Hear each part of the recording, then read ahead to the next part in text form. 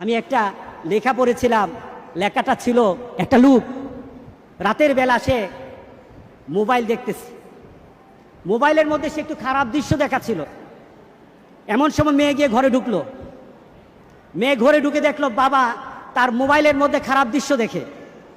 আছে কিনা এমন ছেলেরা, এমন আছে কিনা বলেন? এগুলির কারণেই তো জানা, এগুলির কারণেই তো জানা। দৃশ্য দেখছে, মেয়ে দেখে ফেললো। মেয়ে তখন বাবাকে বলল, বাবা তোমার লজ্জা লাগলো না? লজ্জা করে না? একটা শব্দ বলেছে, লজ্জা করে না বাবা, লজ্জা করে না বাবা। মেয়েটা ঘরে চলে গেল। সেই বাবা যন্ত্রণায় ভুগতে আরম্ভ করলো, আরে আমার মেয়ে দেখে ফেললো, আমার মেয়ে কি কথাটা বলেছে, লজ্জা করে না বাবা। মেয়েটা সহ্য করতে পারলো না, সে লোকটা অফিসে চলে গেল।